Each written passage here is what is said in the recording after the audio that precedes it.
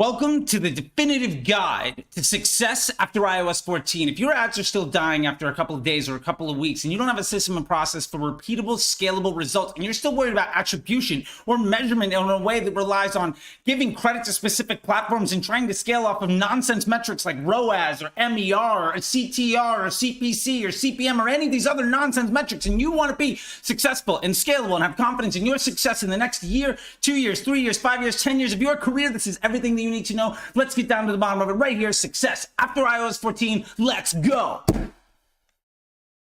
First off, I just want to say thank you. I know you could be literally anywhere on the internet right now, and I really appreciate that you're here, and I'm going to make the absolute best effort I possibly can to make it as most of help to you.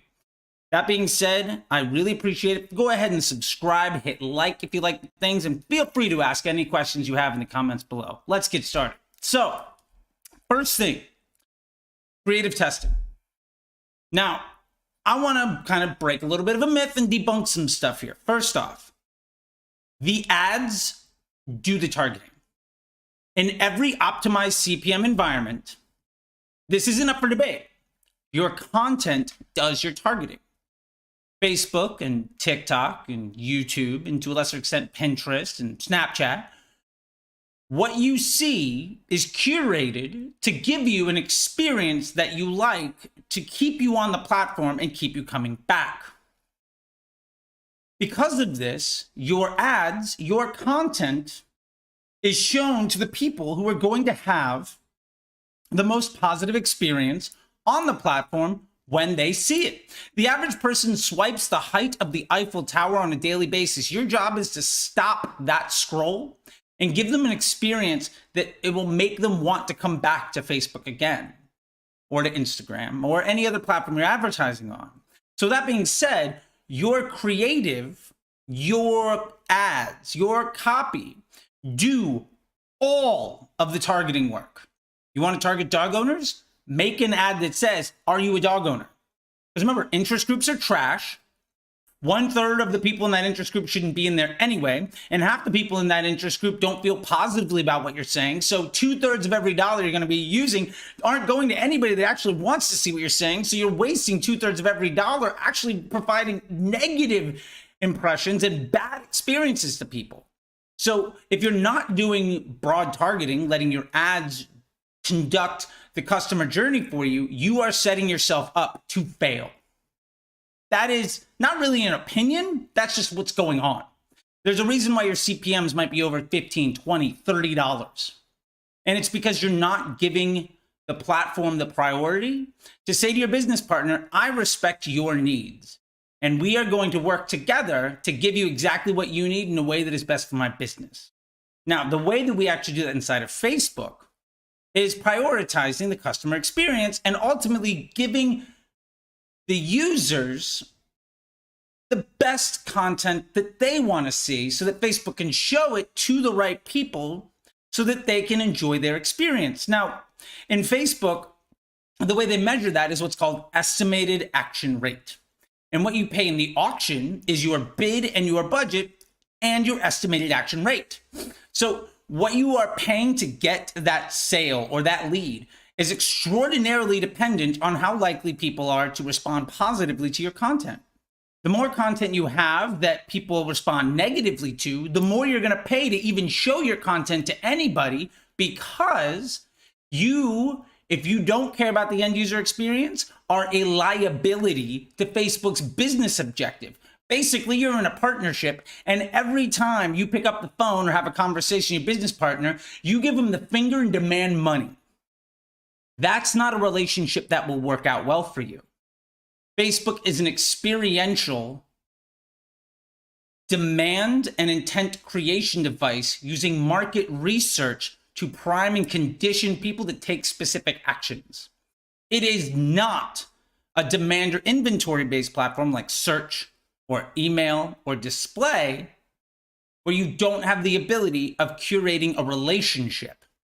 Because of that, we have to let go of the strategies that are working for search, email, or display, like funnels or interest groups or affinity audiences, where interest groups come from.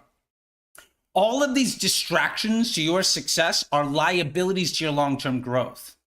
What we need to do is ultimately understand with our customers and our users and our audience, what is it that they want to see so that we can make ourselves the best business partner to Facebook at large.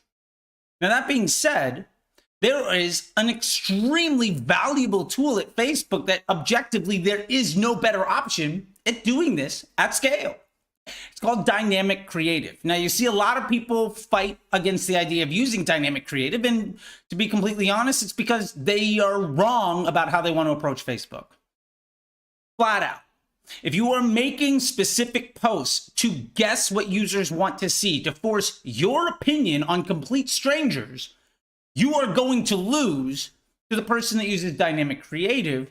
And when you are using dynamic creative properly, what you are doing is you are taking validated elements, copy that works, creative that people want to see, headlines that drive engagement or actions. And you're giving the system, Facebook, the option of putting them together in any way that allows the algorithm to understand and give the end user an experience that they want to have. The point here is you can put together, say, 20 different ads. Let's be easy. Let's say 12. You can build 12 ads, all of which, remember, every ad is a post ID. Every post ID is its own web page. So that's like 12 little folders on your computer, and every impression goes into one of those folders. All that data is separated. Now, Facebook's most likely to spend the majority of that budget on whoever did well in the first couple hundred impressions, especially if they're all of those ads are in the same ad set. And if they're not in the same ad set, maybe you're doing the other thing of giving them all even spend to give them a fair chance with ABO. You are basically saying, I am okay with maybe one of these ads is good. I'm going to spend 11 times as much making bad experiences for my end customer because ultimately I think I can have the one win pay off 11 losses and then make me profit. That is a bad idea. That does not work at scale. And the more that you do that, you can say, well, I can overcome that because I can build 15 ads and I can do 20 and I can do 30 and I can do 40. How many people do you see talking about this? And what they're doing is they are making more and more and more variations to stay ahead of the rising CPMs because they are becoming the only way to overcome this issue of being a very disrespectful business partner to Facebook is to disrespect it at a pace that it can't keep up with. But that forces you to generate more and more variations. Now, here's the problem. Every single one of those ads is its own web page. Facebook is measuring the bounce rate, the click-through rate, the estimated action rate, the stickiness, how likely somebody is to like that web page. Every post in your feed is a web page. Think of the Facebook feed as a Google search result, but instead of you going into Google and saying, this is what I want to see, in Facebook, you hit refresh and it shows you what you want to see based off of potentially over a decade and trillions of data points to understand what you want to see right now. Or you could use dynamic creative, where you say, put in 3 creatives and 2 headlines and 2 sets of copy, where that dynamic creative can make 12 variations, but those 12 variations all live in one folder. So instead of having 12 different salespeople all running off into the wilderness, never communicating with each other, competing with each other to ultimately drive an end result, instead, you could have all of them working together to deliver a positive result. You could have all of the data be compounding instead of competing. Now, there's no real legitimate argument to say that what we want to do is to have a bunch of competing options, the majority of them bad, all trying to compete with each other to spend money and ultimately create a negative relationship with our platform so that we can show our business partner that we don't respect them, and hopefully that's going to make us money. However, if you're building post IDs and running them in individual ad sets or against each other, against various audiences even. That's exactly what you're doing. And that is why your results are unstable. That is why your ads are dying quickly. That is why your CPMs are rising. And that is why you are struggling, especially with optimizing what happens after the click, with landing page conversions and everything else that occurs afterwards, including email, search, customer service. So ultimately, the point here is when we use dynamic creatives with validated elements to work on the estimated action rate, allowing Facebook to optimize towards what people want to see instead of what we selfishly want to force onto people, we align our objectives with Facebook's objectives. And when you have alignment with your business partners, you are far, far more likely to succeed. Instead of saying every single day, I don't care about you. Here's the finger. Give me money. And when you fail, it won't be Facebook's fault. So my point here that I ultimately want to get to end with this is use dynamic creative at a broad audience, age, gender, location. And what that allows you to do is ultimately spend the least amount of money to reach the most amount of people, to give the platform the best opportunity, to give the best user experience to all of your potential customers, to ultimately drive the greatest amount of incremental lift through your entire user experience, whether or not Facebook is the last thing they clicked on. And the more you lean into that, the cheaper your advertising is going to be, the lower your cost is going to be to ultimately reach X amount of people, the more stable and scalable and projectable your results are going to be. Plus, you don't have to work nearly as hard. And when you're getting incremental lift across multiple channels, and we're going to talk about that in just a minute.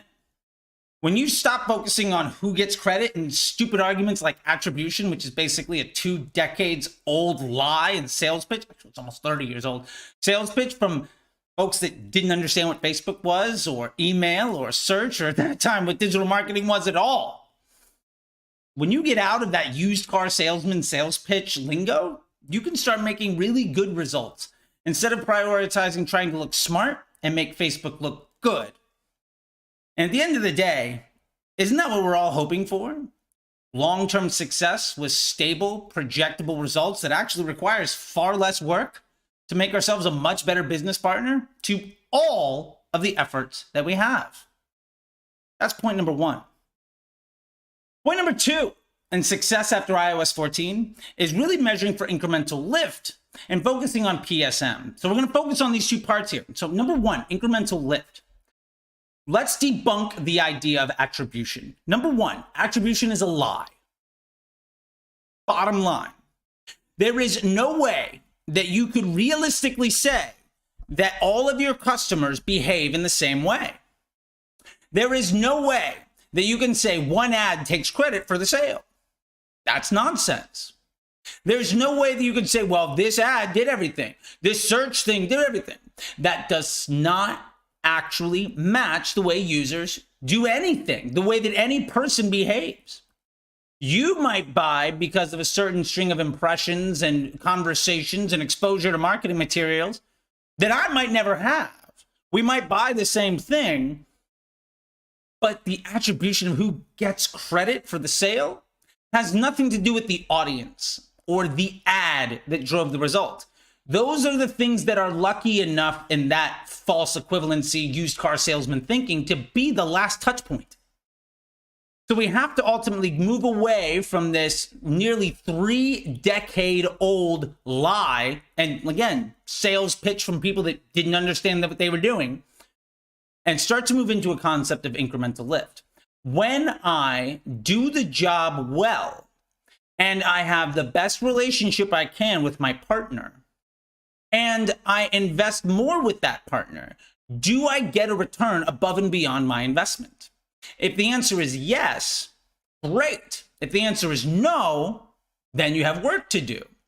Now, one of the biggest things that we have to focus here is this is why interest groups and lookalikes don't matter. This is why retargeting is actually a really big liability when you start to really move accounts. This is why broad audiences is actually the only thing you probably need until you're spending $10, $20, $30, $40, $50,000 a day. And it's because of this simple concept. The more people that you can reach with ads that, again, you've qualified that people want to see, the more customer journeys that you can begin or curate. Now, those people might come to your site because of organic social. They might come to your site because of an email. They might come to your site because a friend told them about something. They might come to your site because of search or a million other things that your Google Analytics is telling you actually matters. None of those things actually matter. What really matters is how many of those journeys can you start and how cheaply and effectively can you start them? And more importantly, how similar are they all? So that you can work on the quality and the quantity of them because they're so similar. And what that allows you to do is understand after the click, how to optimize the conversion rate, how to improve your email open rates, how to improve LTV and customer service. Because if you're driving 20 different types of people into your store, that is legitimately 20 times or more difficult to optimize for than one type of customer. The bottom line is, unless you're spending $1 million a month or more, you probably don't need to really appeal to more than 2 or 3 types of people. There are quite literally millions of individuals that you can probably sell your product to in America, or in smaller countries it might be a little bit less, but more than enough for the amount of money that you're spending. And if you just focus on getting those people more efficiently and getting a higher volume of higher quality folks that are like that by working on your ads, what you're going to see is greater amount of search volume. Your email open rates are going to go up. Your direct from social is going to go up. Your direct organic is going to go up. Why? Because you're reaching more people with content that they want to see that's specifically designed to curate a customer journey that ultimately primes and conditions them to take an action. It has very little to do with what ad was lucky enough at the last point to get somebody across the finish line. Again, that's why UTMs, attribution, ad sets, ads, who gets credit is nonsense. Now, you can be successful running things like that. You can do a bad job and still make money. But you can do a good job and make way more money working a lot less and be way less reliant on everybody else on the team who you're kind of, taking a dump on, empowering them instead of inhibiting them.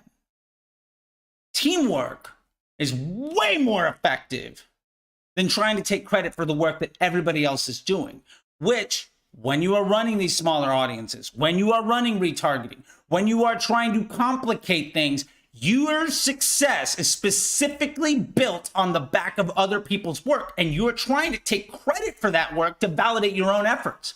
Now, that might not be the way that you think about it, but if you legitimately think that your interest group with that ad is the reason that that sale occurred, and that's a scalable solution en masse, and that has nothing to do with the inability for your landing page team to improve LTV and the conversion rate also through all of the email funnels, if you don't think that your effort to make your reporting look better doesn't hurt everybody else, maybe it's time to go back and rewatch some of this.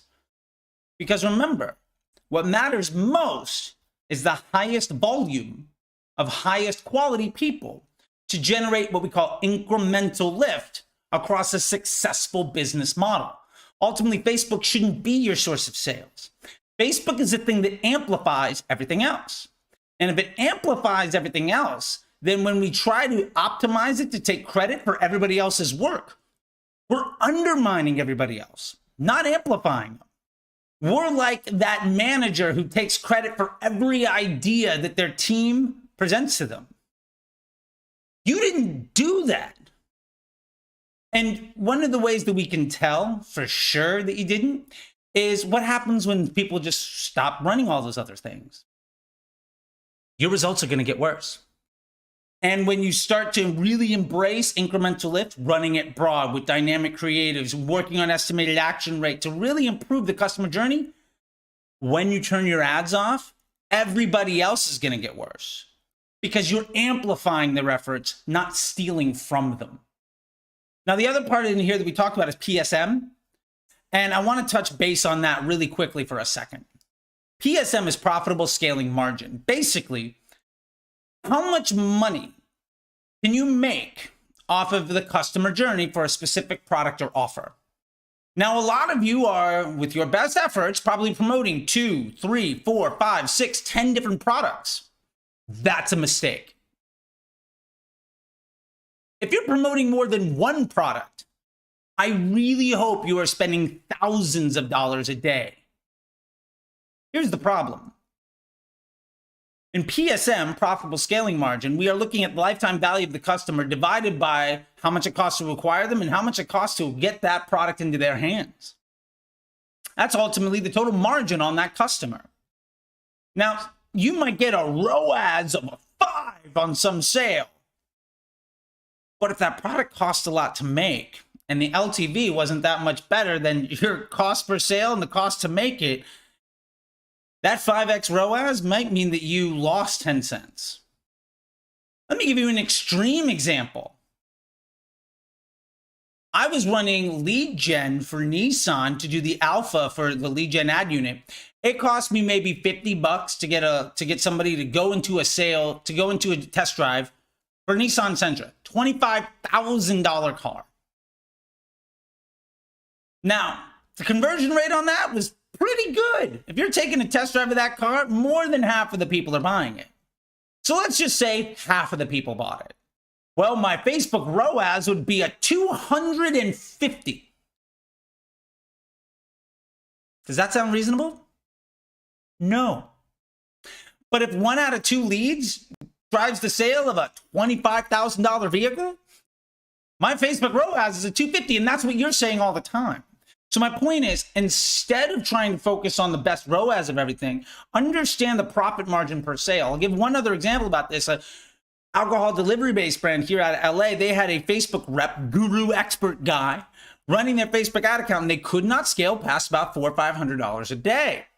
And they were getting a 3, 4, 5x ROAS on it, and they were stoked, doing deliveries to Los Angeles and San Francisco.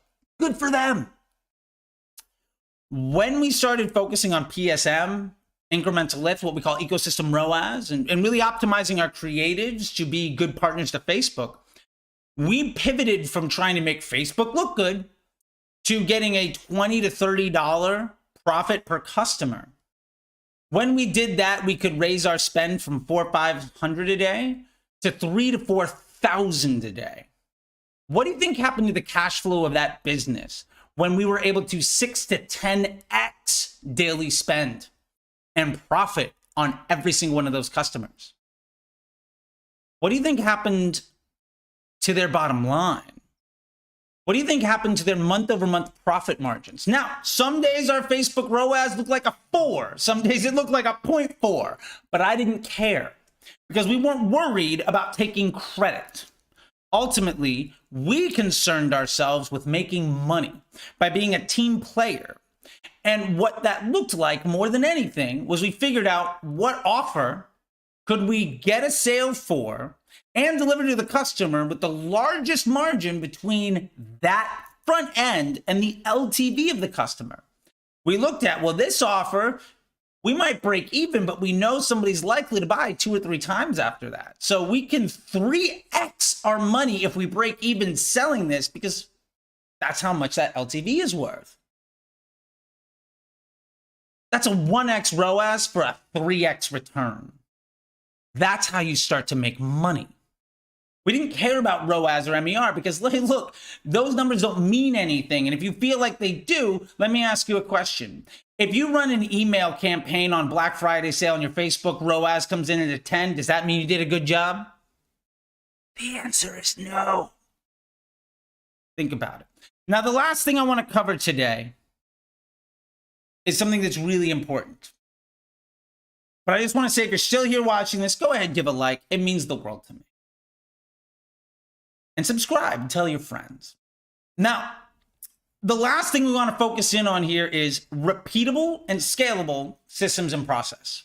If your business does not have a simple step-by-step execution for onboarding and success of your clients that can be executed by any person at that level in your business, any media buyer in your business can step into any account and execute anything that needs to be done because all the systems and process are the exact same. You don't have a system to scale. You have a system set up to fail. When I take people to, for instance, my Facebook Ads MBA program, for that program is the system and process for accountability, transparency, and ultimately making it easy for any person to execute any task for any client, because none of this stuff is rocket science. The point I'm trying to get to here is you need to document every single piece of what's going on. You need to understand what's happening. And the bottom line is Facebook marketers, especially people that came in around 2017, 2018, 2019, the gurus and experts running agencies and all sorts of stuff, they never learned how to actually advertise or run marketing. They were the person lucky enough to hit buttons when basically all you had to do was exist. And there's many reasons for that. Yes, Facebook was cheaper, but also the economy was a lot better. And there was way less competition in the space. When there's way more money to go around and way less competition for those people to spend it, way easier to sell things. Now that we have to actually be marketers and understand advertising, and it requires somebody to do something other than trying to look good and boost their ego by taking credit for everybody else's work, we're seeing people struggle left, right, and center. And it's not necessarily their fault. They were poorly trained by people that didn't know what they were doing, and they're probably really underpaid and overworked while doing it. So if you want to see success for your agency, for your business, for your efforts, you need to create a system and process for repeatable and scalable results. If you don't have that down every step of the way, then you have a really pressing need for your business right now. If you don't have the ability to understand and manage for what's going to happen next week, next month, and you don't have the redundancy built in to basically have anybody that's capable of doing the work to execute the work at the drop of a hat, you are absolutely on the razor's edge of abject failure. And when you make a system and process that works, you can apply it to anybody. The application of that system and process for success ultimately means that you can find the people that work well with you, and success becomes a when, not an if. And if you're not in that situation where you have that level of confidence, then I highly suggest that you take an effort to build one or invest in one. That's one of the reasons my Facebook Ads MBA program has been so successful for people, is because that is the core of what we get to. So that being said, I really hope you enjoyed this stuff. Once again, if you're still here, go ahead, ask me questions, subscribe. YouTube thinks you might like some of this stuff. Smash that button there. And if you want to know more about the Facebook Ads MBA program, go to submit.facebookdisruptor.com, and I'll see you on the internet.